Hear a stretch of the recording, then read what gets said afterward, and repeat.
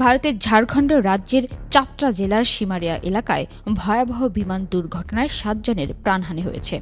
গভীর জঙ্গলে বিধ্বস্ত হওয়া এয়ার অ্যাম্বুলেন্সটির কেউই বেঁচে নেই।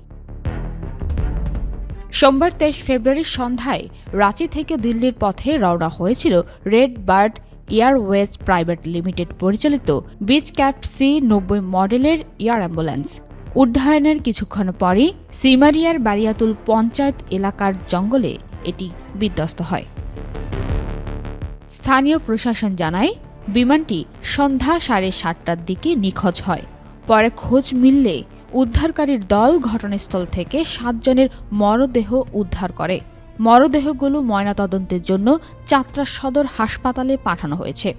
দুর্ঘটনার কারণ খতিয়ে দেখা হচ্ছে।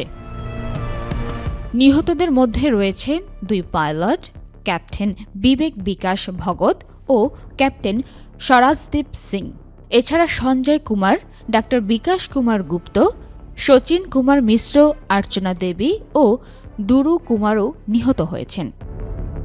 জানা গেছে, রাঁচির একটি বেসরকারি হাসপাতালের এক দগ্ধ রোগীকে উন্নত চিকিৎসার জন্য দিল্লিতে নেওয়া হচ্ছিল। লাতেহার জেলার বাসিন্দা ৪১ বছর বয়সী সঞ্জয় কুমার ৬৫% দগ্ধ অবস্থায় হাসপাতালে ভর্তি হয়েছিলেন। তার পরিবারের উদ্যোগেই এয়ার অ্যাম্বুলেন্সের ব্যবস্থা করা হয়েছিল। কিন্তু চিকিৎসার আশায় শুরু হওয়া সেই যাত্রাই শেষ হয়ে গেল মর্মান্তিক দুর্ঘটনায়। গভীর জঙ্গলে ছড়িয়ে থাকা ধ্বংসাবশেষ আর ৬০টি নিথর দেহ সিমারিয়ার আকাশে রেখে গেল এক বেদনাদায়ক স্মৃতি। পান্না আক্তার, চ্যানেল আই।